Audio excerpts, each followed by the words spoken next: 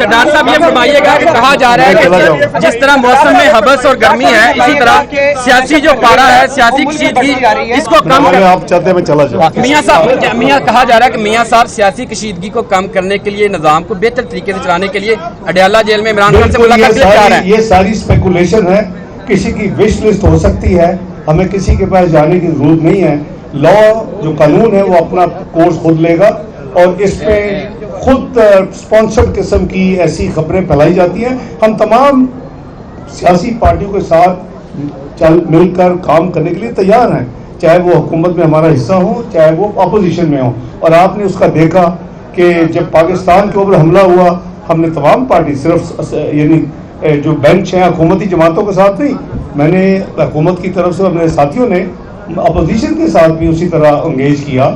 اور آپ نے دیکھا کہ اس کے نتیجے میں ایک واحد ایک متحد آواز دنیا نے سنی, کہ دنیا پوری نے متحد آواز سنی پاکستانیوں کی.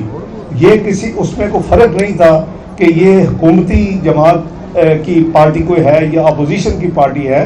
یہ ایک مثالی آپ کے سامنے تجربہ ہوا ہے. اس کے بعد آپ نے دیکھا کہ ایران کی ہوا جو واقعہ, اس پہ بھی ہماری جہاں تک کوشش ہے کہ تمام, لیکن اس کا یہ مطلب نہیں ہے کہ ہم قانون اور آئین کو تو ہم ایک طرف نہیں رکھ سکتے, اس کا قانون ول ٹیک اٹس اون کورس. ڈاکٹر صاحب یہ بتائیے کہ خیبر پختونخوا میں جس طرح کے کرپشن کے واقعات سامنے آ رہے ہیں, آپ کیا سمجھتے ہیں کہ اس گورنمنٹ کو گھر جانا چاہیے؟ اور دوسرا یہ کہ دہشت گردی کی ایک لہر آئی ہے. دیکھیے پوری قوم نے کو پتہ ہے اور آپ اس سے بھی زیادہ ذہین ہیں, جہاں تک قانون آئین کا تعلق ہے وہ فالو ہوگا.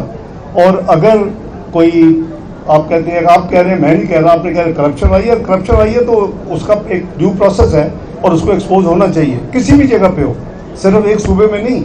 جہاں بھی کرپشن ہو اس کو ختم کرنے کے لیے قانون کو حرکت میں آنا چاہیے اور اپنا اس میں جو ایکشن ہے وہ لینا چاہیے. ڈاکٹر صاحب اکثر تحریک انصاف یہ کہہ رہی ہے کہ وہ مذاکرات چاہتے ہیں, لیکن مذاکرات وہاں چاہتے ہیں جہاں پر ان کی آواز جو ہے وہ سنی جائے یا ان کے پاس طاقت ہو. آپ کیا سمجھتے ہیں ایسے ماحول میں ان کے مذاکرات ہو سکیں گے یا جمہوری طاقتوں کے ساتھ ہی مذاکرات ہوں گے؟ دیکھیے پاکستان کے لیے جو جتنا یعنی مشکل میں یہ پھنس چکا تھا 2022 تک, اب میں سیاسی بات نہیں کرنا چاہتا, وہ اپنے سب کے سامنے ہے. پاکستان اس وقت ڈیفالٹ کے کنارے پہ کھڑا تھا. یہ میں نہیں کہہ رہا, آپ سب اس وقت یہی کہتے تھے آج ڈیفالٹ ہوگا کل ہوگا. اگر اس وقت یہ تبدیلی نہ آتی اپریل 2022 میں تو شاید آپ کا ملک ڈیفالٹ ہو جاتا, اور وہ کوئی مشکل کام نہیں تھا. اب اس کو سہارا دیا پوری پی ڈی ایم گورنمنٹ نے. ہم نے بہت بڑا اپنا سیاسی کیپٹل کو ہم نے نقصان اٹھایا اس حکومت کو داخل ہونے میں, اس کو چلانے میں. لیکن اللہ تعالیٰ کا فضل ہے کہ اس تمام محنت کا نتیجہ یہ ہے کہ وہ ڈیفالٹ جو ہے تو ہوا میں اڑ گیا, اور آج اللہ کے فضل سے پاکستان کے جو وسائل ہیں زر مبادلہ کے وہ 14.5 ارب ڈالر پہ 30 جون کو پہنچ چکے ہیں. خواجہ آصف صاحب نے کہا ہے, بلاول بھٹو بھی یہ کہہ رہے ہیں کہ ابھی خطرہ باقی ہے, ابھی خطرہ ٹالا نہیں ہے. خطرہ تو ہر وقت ہی ہو سکتا ہے نا جی, یہ تو کوئی ایسی بات نہیں ہے. خطرہ دیکھیں, آپ نے الرٹ رہنا ہے. آپ نے خدا نہ خواستہ اگر آپ کے اوپر کوئی وار کرے, 2 قسم کے وار ہیں, ایک دہشت گردی ہو رہی ہے, اس کے لیے ہم پوری خود اپنی تیاری میں ہیں اور کوشش کرتے ہیں. آپ نے دیکھا کہ ابھی جو ہمارے جو جوان شہید ہوئے اس کے نتیجے میں اگلے ہی 48 گھنٹے میں قریباً 30 خوارج کو جہنم واصل کیا گیا. تو جہاں تک یہ خطرہ جو باقی ہے, کیونکہ وہ اس کا ایک بنیاد ہے, وہ دونوں جو پولیٹیکل لیڈرز کہہ رہے ہیں, اس کی یہ ہے کہ جو سیز فائر تھی وہ تو قائم ہے. جہاں پیچھے جن دونوں ملکوں نے جن لائنوں پہ 4 دن میں 8 دن میں 10 دن میں جانا تھا, پیس ٹائم پوائنٹ پہ جا چکے ہیں.